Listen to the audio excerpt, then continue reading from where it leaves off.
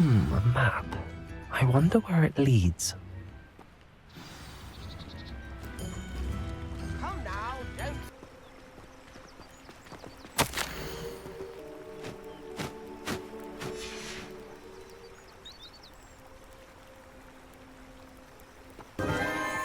Enchanted candles. Wonder where they're heading.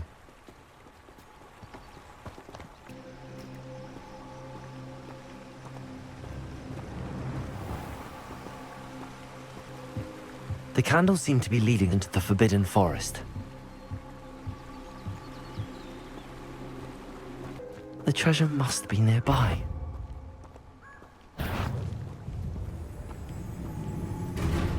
I suppose a picnic in the Forbidden Forest could seem romantic to some.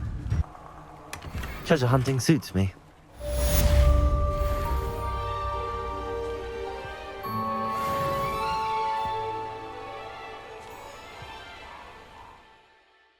I've finished the activities you assigned me, Professor Garlick. Wonderful! I hope you gained a greater appreciation for the flora in our lives. I am forever enraptured by it. Just yesterday, I spent hours pruning my self-fertilizing shrubs and flutterby bushes. Didn't realize how long I'd been at it until the sun began to set. Well, if there's one thing I love to see more than my plants thriving, it's one of my students doing the same. Now, ready to learn Flipendo? Chin up, keep a light grip, and it's all in the wrist. Let's see you give it a go. You will want to focus with this spell. Nothing as mortifying as knocking back a colleague when all you wanted to do was move a few pots. Professor, I was wondering where you're from. What's your background? Oh, how nice of you to ask.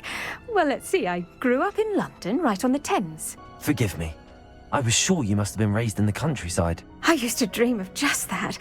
But it wasn't until I came to Hogwarts that I felt truly at home. Mind you, it did take some time, and whilst it is my fervent hope that each student eventually feels as at home here as I do, it is not always the case. I suppose that makes sense. Well, we each bloom differently, don't we? Some of us, like Devil's Snare, thrive in the shadows, whilst others crave the attention of a bouncing bulb. And we each grow and thrive according to our own plan.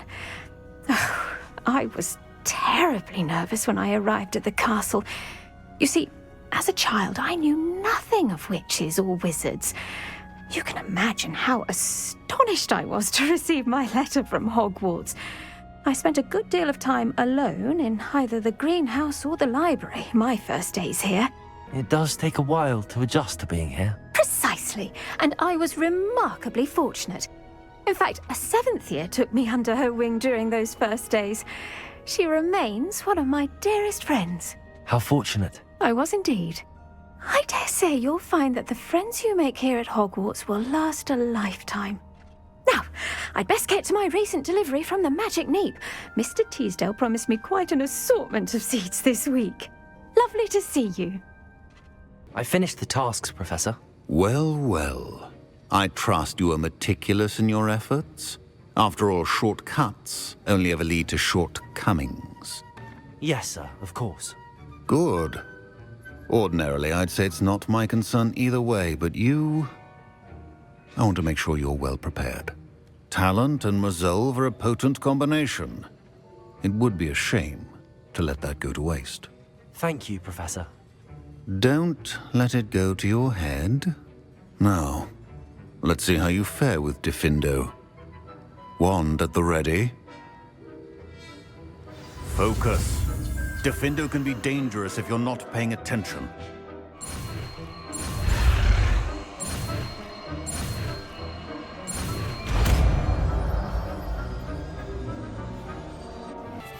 Professor Sharp, do you have a moment? Depends on how you intend to use it. I saw an Auror badge on your desk and was wondering if you could tell me more about your time as an Auror. Observant. I suppose I could indulge you for a moment. Spent years tracking down reprobates who dealt in artifacts of dark magic origin. That sounds positively exhilarating. Exhilarating? It was at that. While it lasted, at any rate. I enjoyed a great deal of success as an Auror.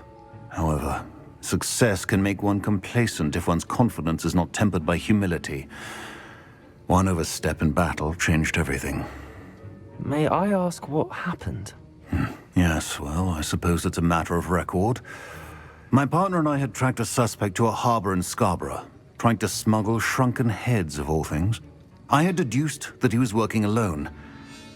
I was mistaken, and they knew we were coming. From the moment we stepped onto the ship, well, I barely escaped with my life. My partner wasn't so lucky. I suppose being an Auror is dreadfully dangerous. I'm sorry. It is that. But survival is not guaranteed for any of us. Pay attention. And not just within my class.